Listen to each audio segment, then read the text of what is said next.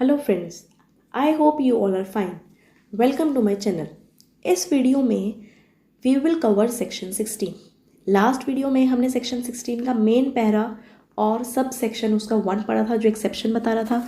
इसमें हम बाकी के सब सेक्शंस कवर करेंगे। So let's start. Video start करने से पहले अगर आपको वीडियो अच्छी लगे तो प्लीज़ वीडियो को लाइक करना और और मेरे चैनल को सब्सक्राइब करना। अब हम पढ़ते हैं सब सेक्शन 2। पहले हम बेयर एक्ट की लैंग्वेज पढ़ लेते हैं, ठीक है। Subsection 2 says where goods are bought by description from a seller who deals in goods of that description whether he is the manufacturer और प्रोड्यूसर और not, there is an implied condition that the goods shall be of merchantable quality, provided that if the buyer has examined the goods, there shall be no implied condition as regards defects which such examination ought to have revealed. Third, an implied warranty or a condition as to quality or fitness for a particular purpose may be annexed by the usage of trade. An express warranty or condition does not negative a warranty or condition implied unless inconsistent therewith. तो exception 2 से start करते हैं। हमने first exception में पढ़ लिया था कि जब पहला एक्सेप्शन हमने पढ़ा था जब बायर सेलर के स्किल्स पे जजमेंट पे रिलाय करता है और अगर वो उसके अकॉर्डिंग बायर को प्रोडक्ट नहीं देता या गुड्स नहीं देता, कंडीशन फुलफिल नहीं हुई, ही मे रेप्यूडिएट द कॉन्ट्रैक्ट, ठीक है।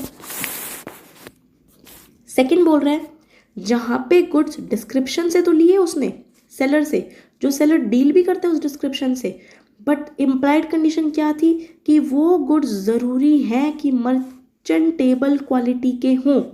सी क्या मतलब है इसका? देखो, मैंने बोला कि ज़रूरी है कि इम्प्लाइड कंडीशन है कि वो गुड्स जो है मर्चेंटेबल क्वालिटी के होने चाहिए। मर्चेंटेबल क्वालिटी में 2 चीज़ आती है कि अगर मैं कोई गुड्स सेलर से ले रही हूँ ना, वो ऐसे गुड्स दे कि मैं अपने सेल्फ यूज़ के लिए वो कर सकूँ, अपने पर्पज़ के लिए, जिस पर्पज़ के लिए मैं लाई हूँ ना वो पर्पज़ फुलफिल हो सके, ठीक है।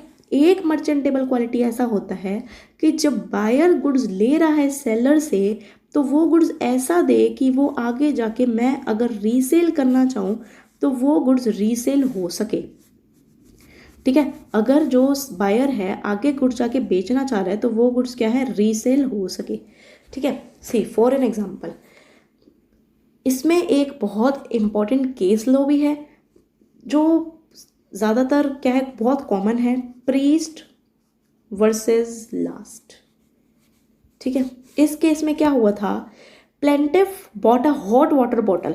जो प्लेंटिफ है वो क्या है, हॉट वाटर बॉटल लाया, सॉरी हॉट वाटर बॉटल लाया, ठीक है, हॉट वाटर बॉटल लाया which is ordinary use for application of heat to human body, ठीक है। हॉट वाटर बॉटल क्यों यूज होती है, ताकि ह्यूमन बॉडी को हीट मिल सके। The bottle burst and burned the plaintiff's wife. अब इसकी वाइफ को क्या हो गया,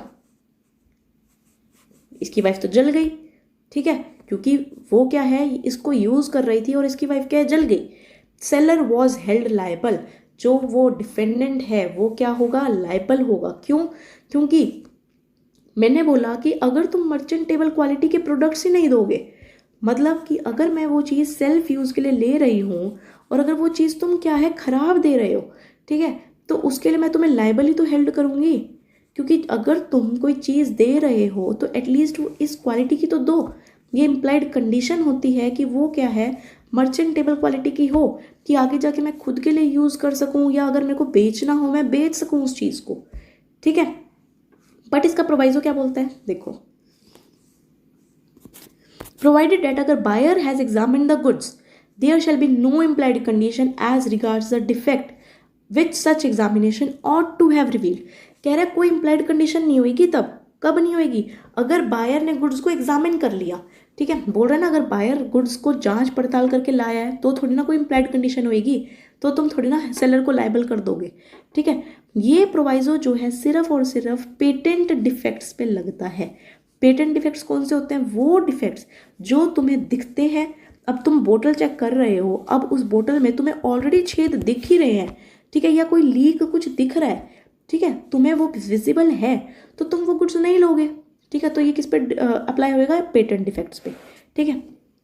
अबाउट थर्ड पे, एन इम्प्लाइड वारंटी और कंडीशन एज टू क्वालिटी और fitness for a particular purpose may be annexed by usage of trade.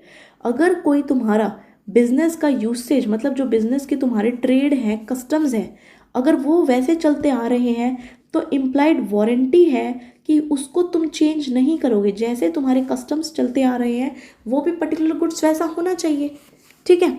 Fourth, an express warranty और condition does not negative a warranty और condition implied by this act unless inconsistent therewith. ये क्या बोल रहा है?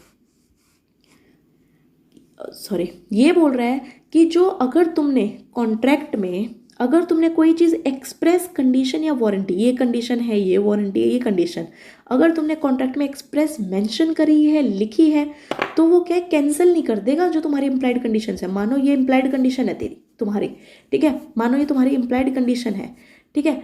अब ये क्या है? तुमने एक्सप्रेसली मेंशन करा है कोई कॉन्ट्रैक्ट में, तो इसका मतलब ये नहीं है कि ये कंडीशन नहीं मानी जाएगी। अगर ये कंडीशन इनकंसिस्टेंट है, अगर ये कंडीशन इनकंसिस्टेंट है तो ठीक है, तो हम तुम्हारी इम्प्लाइड कंडीशन नहीं मानेंगे।